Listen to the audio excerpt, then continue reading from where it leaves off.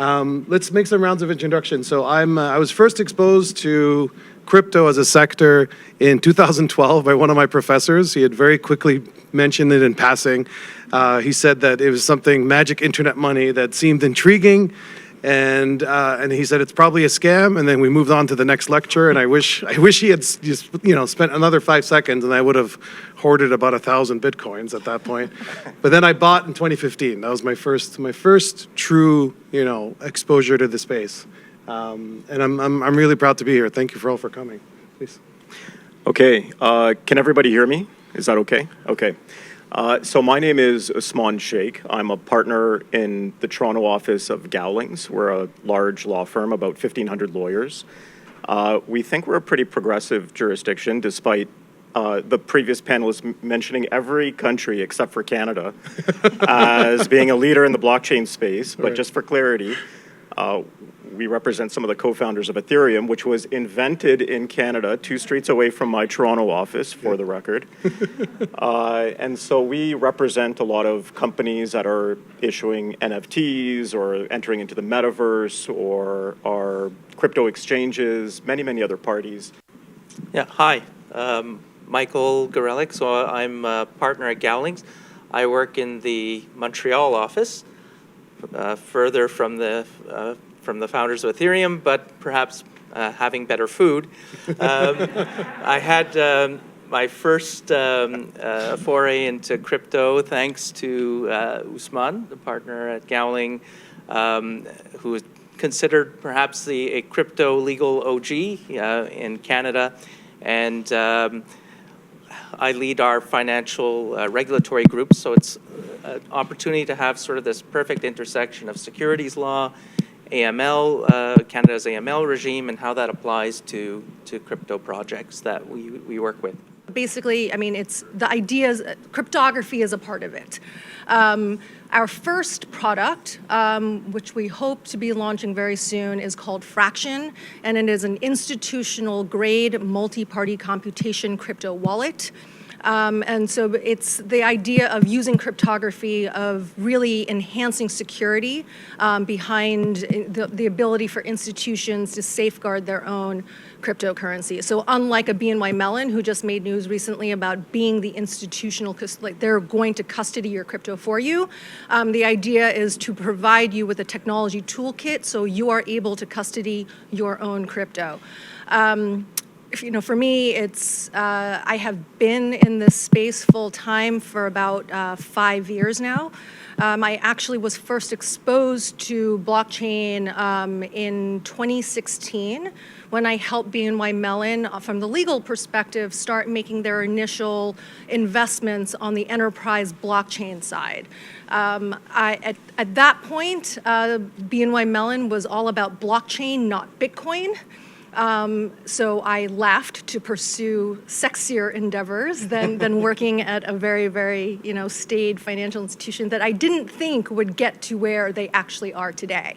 But prior to that, I was, general counsel I was also general counsel of a few other blockchain advisory firms. I co-led a practice at a large law firm. Earlier this year, I was also general counsel of a crypto exchange and a securities trading platform. So I have been in this space for a long time. I have counseled external clients as well as being a member of the executive team at in-house, working very, very closely on the operational side, the strategy side, business development, marketing. I mean, working for a startup, I would literally wear a gazillion hats. But I also think that it helps me from, being able to advise more on the legal and risk and regulatory perspective as well. Thank you. Thank you very much, Kat. Thank you for the introductions. It's going to be a fun panel. Even though we have 3 lawyers, we're not going to exclusively talk about, the legal and regulatory landscape, but it would be interesting to get their own critical thinking, strategic mindset and perspective on the different topics. So the way we were thinking is 3 main topics. The main one is, capital raising methods. So the implications to CFOs, CIOs around how can they raise capital using blockchain, using registered and potentially unregistered securities and what are the implications with that. Second, we'll introduce the topic of NFTs, but in a very concrete way.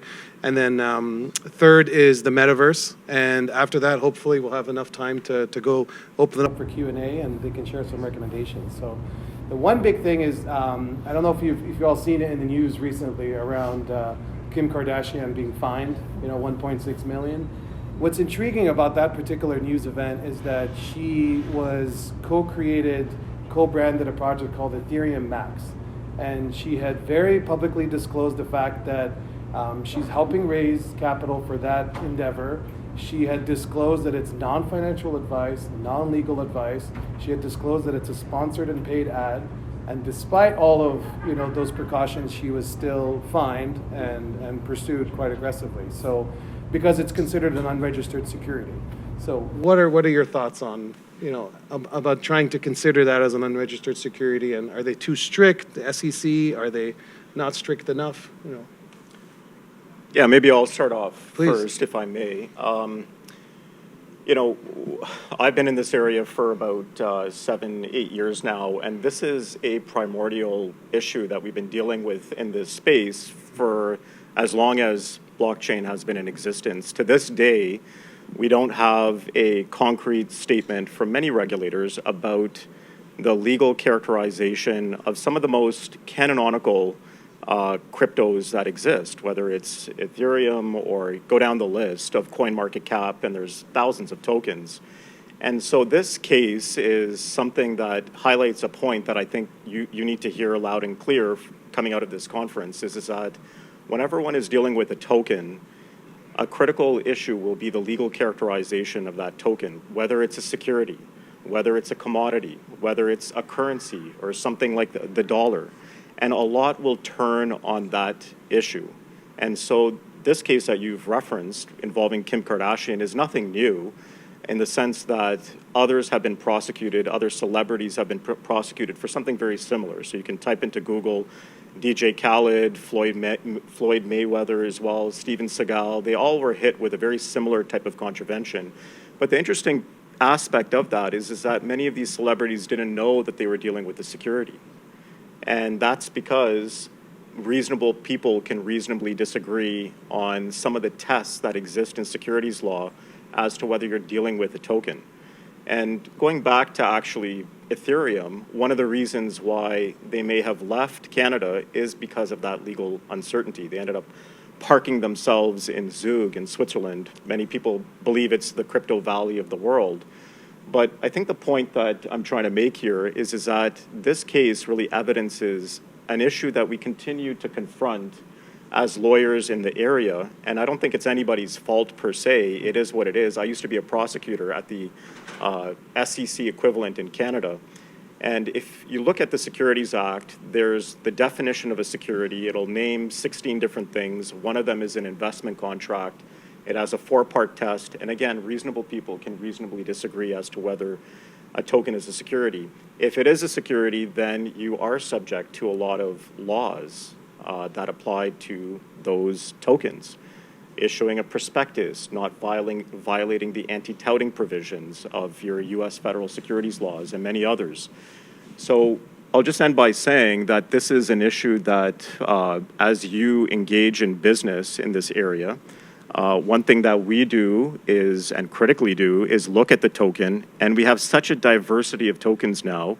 The EMAX token in that case is very different than a stable coin, which is very different from a governance token, which is very different from an NFT. And each one of those, we're looking at the characteristics, because the securities regulator will look at the economic realities and call a spade a spade.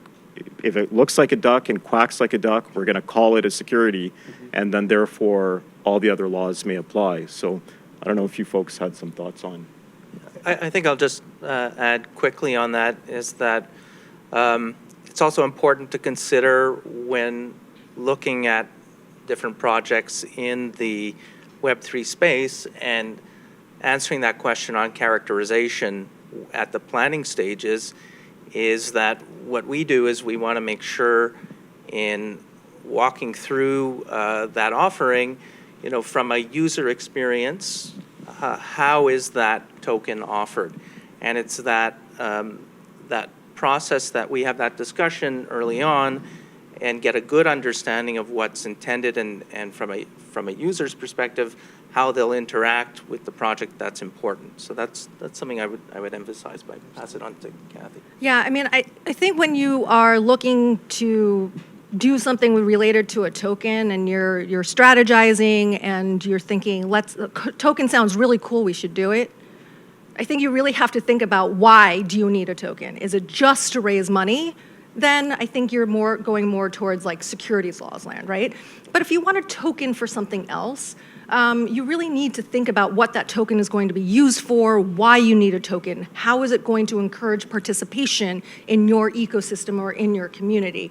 So, you know, for me, from the in-house perspective, when I speak with my strategy team, I speak with my CEO, my CPO, my CEO, everyone, it's you know, why do we actually need to do this? What value is it going to bring for us, and what value is it going to bring to our users? And really think through how it actually realistically is going to be used. How do you put the token into the user's hands, right? Are you selling it? Do you airdrop it?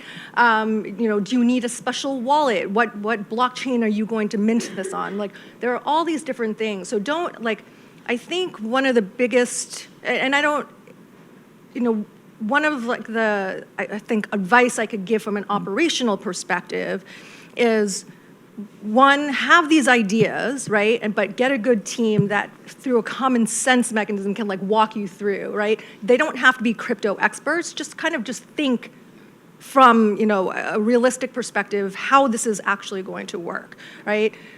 Once you have all of that, you can go to great law firms like Gowlings and just say, this is how we think of it happening, and kind of walk it from that perspective. If you are going to pay celebrities to tout things, you know, you really need to know what they're touting. I think with, as Usman was mentioning, with like Kim Kardashian and Floyd Mayweather and everyone, oh, mic is working. Yeah. Oh, yeah. It's a different world. Yeah, I don't have to yell anymore. You know, it's just, when you're thinking about it from a marketing perspective, right? Yes, you want celebrities or you want influencers and you want the word to get out there, but you really need to think about what your token is doing for your company, for your project, and what you want to accomplish with it.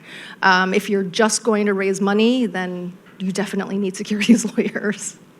Yeah, and I think that it's an important consideration because I think for the sake of clarity and for everyone's understanding of the space, cryptocurrency and digital assets is 24/7, 365. It is an unstoppable force of nature, and it's completely different than using traditional capital raising methods like an initial public offering or a direct NASDAQ listing.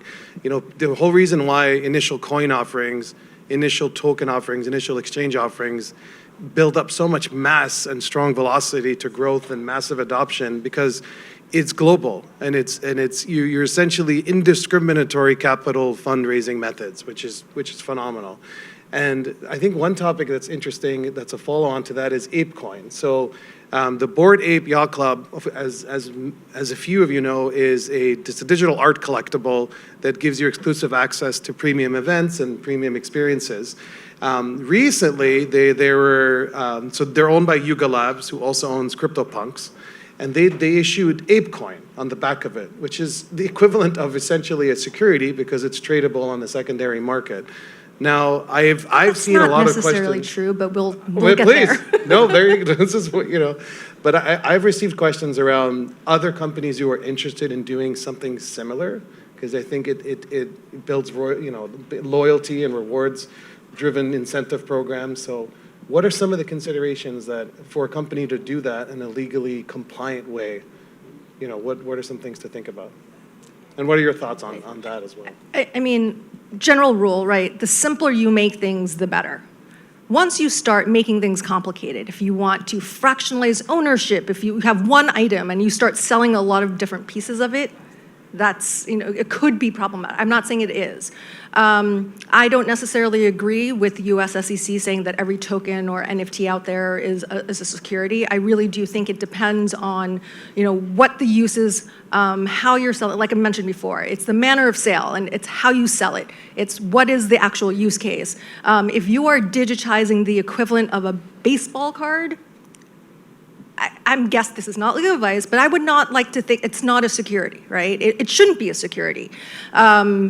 But I think if you start saying that you have this super cool baseball card and you start putting in all these other bells and whistles and features that start making it look less like just a collectible or a card, those are considerations. And so I think with technology and in the space, I love the fact that people get very, very creative. You can start associating different rights, or you have access to certain things. But really think closely, what type of access are you giving? What types of things are you giving to people? So just to say, let's create an NFT. It's unfortunately a little bit more thought goes into it. Go ahead if you Well, I was just going to mention, so adding an additional coin, like in the case of this is the ape coin, and characterizing that to work as sort of like a governance type token. I think a lot of platforms have in mind that, well, what they're offering will end up being decentralized and owned by many people to make governance decisions, and because of that, shouldn't be characterized as a security. But another consideration is, well, even with that intention, to what extent is control and decision over the treasury related to that coin, or even production type decisions, to what extent is that possibly controlled by a few people? Who has control over the keys with respect to that coin, and also perhaps is it just a few people that it may be considered decentralized, perhaps in name only? So just calling something a governance token or a DAO, for instance, doesn't make it decentralized. Yeah, in the early days, particularly when ICOs were going crazy, like I'm going to say 2017-ish, then the DAO report came out by the SEC. Then we're getting calls, all of us lawyers, 1 million calls a day saying, oh, wow, securities laws may apply to our token. And so everyone was trying to get an opinion from a law firm saying, we're a utility token, as if the two concepts are mutually exclusive, which they're not. Like a token can have utility and still be viewed as a security. And now the flavor of the month seems to be everyone trying to call a token an NFT. And the fact of the matter is, and I've been on so many prosecutions on both sides of the border, what ends up happening is that regulatory staff will look at the token and will draw down all of the social media relating to that project. And even if they're somewhat safe, let's say, by not characterizing the token as a security, on their Twitter and on their Telegram pages, they're saying, you're going to make millions from this, we're capital raising, et cetera, et cetera.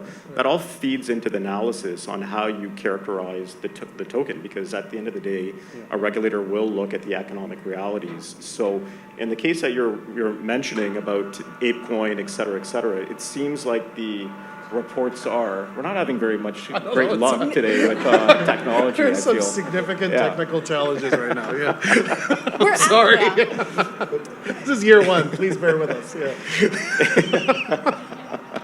That's a laugh about it, everyone. Yeah, I guess. He'll be crying later on. Yeah. So from the reports, it looks like not only are NFTs being looked at that have been issued being viewed as potentially securities, but also something very different, which is ApeCoin, which is a governance token, it appears, and not an NFT in and of itself. So all to say, just highlighting the point that one should go into these projects with eyes wide open as to how they may be viewed.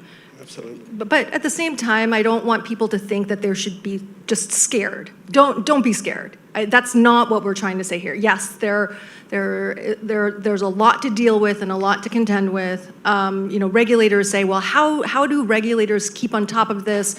There's so much going on. It's moving so quickly. I started 2017 as a mergers and acquisitions lawyer, and now I'm doing things in the emerging technology space where I am now a regulatory lawyer. I am now a product lawyer. I do general corporate stuff, and then I also do the strategy side of things. I think if you actually sit down and try to work through a lot of these issues, you will want to bang your head once in a while. You dye your hair pink to cover the gray, but it's a great and exciting space, and people are putting products out there. They are putting out products that will probably most likely fall under the regulatory compliant way of things. So yes, there are a lot of considerations, but as I was saying before, the more you think about it and the more you really think about how you get these things or how you make services available to people. Who is your target audience? Is it the retail side? Is it other institutions? Really think through. It's no different than how you put products and services out in the traditional space, right? It's the same considerations that you would have to go through. And then you figure out what are the gaps, what are the increments that might make it a little bit different because you're talking about a blockchain-based asset or service. So I don't want anyone to leave this room thinking that it's too much, it's too scary. I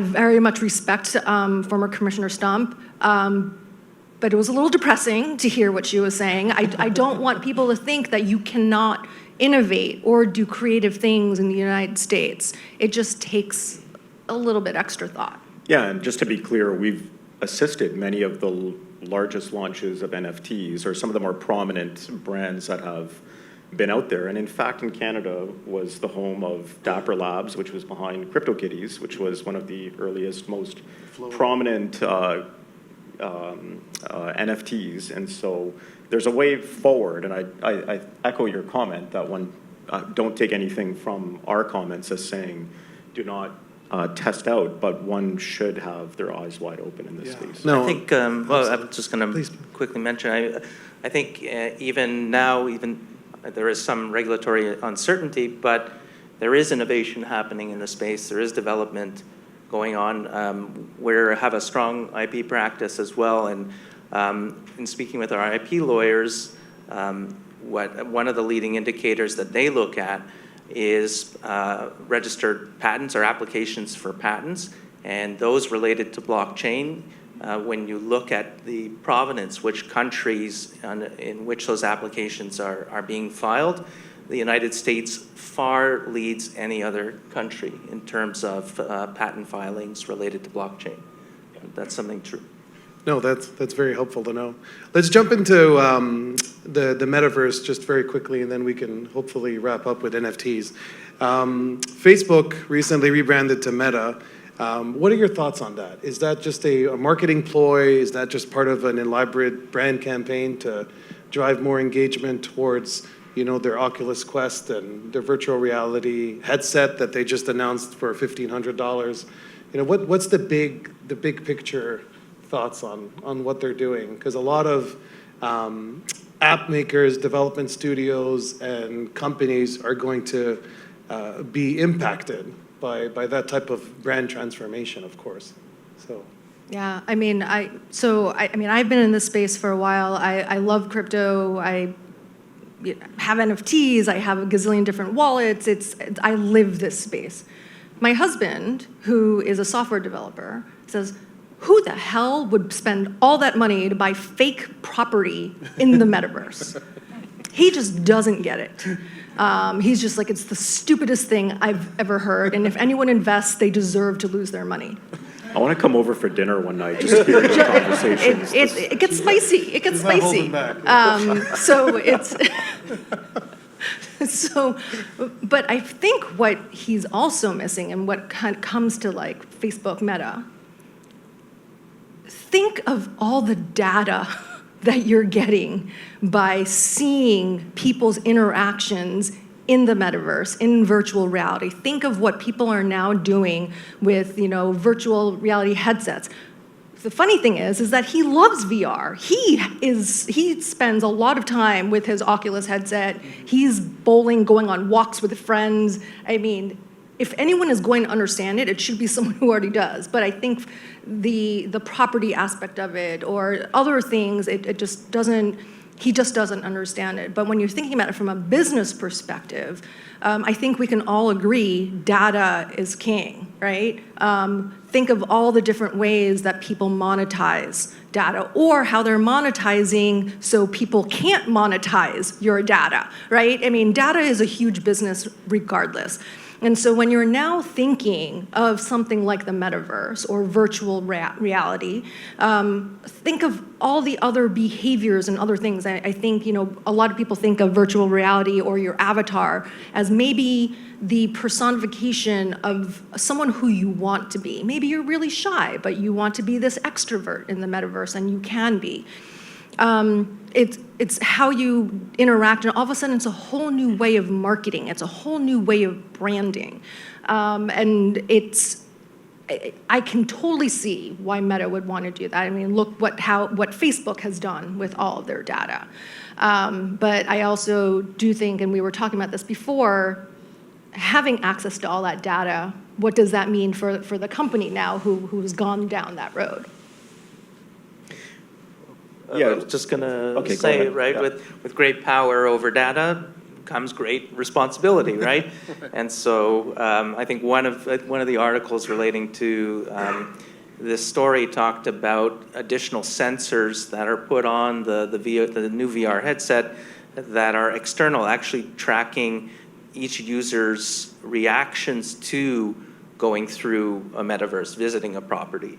And so those extra additional data points are also potentially personal information that needs to be protected as well. It's something to at least for Meta to think about, and hopefully having learned previous lessons in things that happened in the past. Yeah, we're getting calls every day on metaverse-related projects and mandates. We actually have a team called now the Metaverse Task Force, which has about 30 to 40 lawyers. And it's not only IP lawyers, it's litigators, cybersecurity professionals, commercial lawyers, and others.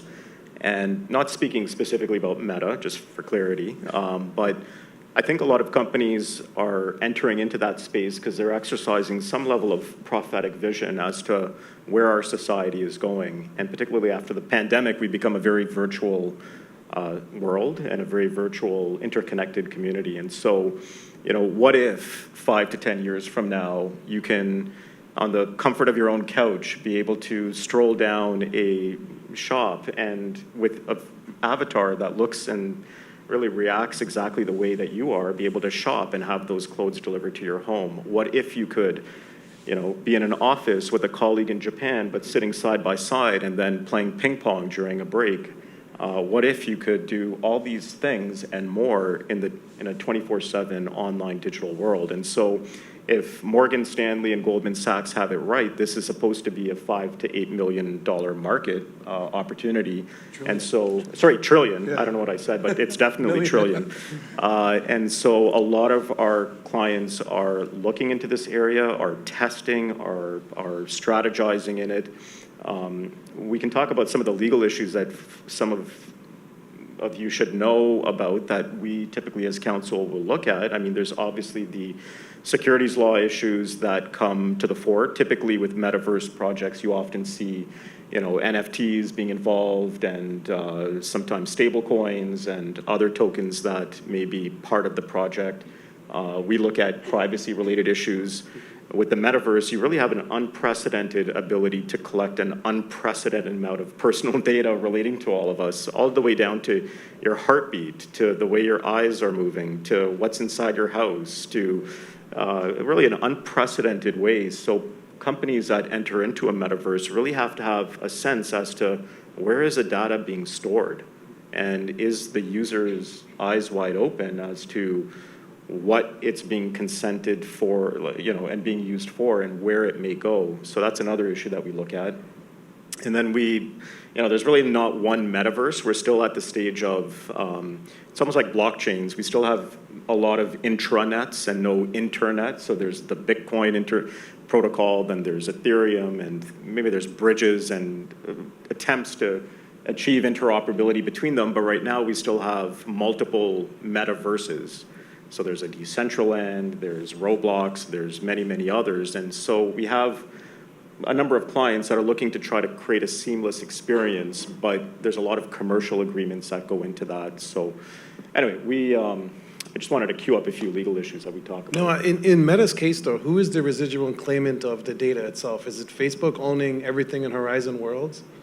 Do you know? Have you looked into the specifics of that? I mean, I'm guilty of not reading terms and conditions, even though I draft them. If you're not reading them, then... I mean, seriously, who reads them? I mean, if you want to use something, right, you're clicking and you're accepting and you're just going to use it. Right. And that's, another danger, right? Because you can disclaim everything. You can say you're doing all this stuff, right? And you can say, I've disclosed it. And so maybe a different discussion is, what is that enough disclosure? Do we need a more enhanced disclosure regime? People really acknowledge and understand what is being done? We're too much to go through right now. Yeah. But I mean, it would be fun. It would be interesting. Maybe I will start reading terms and conditions. I think we'll have a follow-on next year because we ran out of time already. So we're going to open it up for Q&A. We didn't have a bunch come in on Slido, but does anybody have any questions in the audience? Yeah. Oh, tell us. So the latest news came out yesterday. I don't know if you followed, but Twitter-backed Skunkworks team launched a AD Protocol website. It's decentralized social media. It's called AD Protocol. App still pending.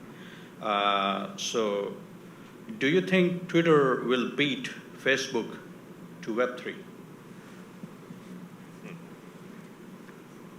I mean, let me look into my crystal ball. I don't know. I mean, Twitter has an advantage because they have a huge user base. So I think if you already have a huge user base and you're going to come out with another social media platform or something along the lines where there are, large established players, having a huge user base will always be helpful because user acquisition is probably the most costly part of anything.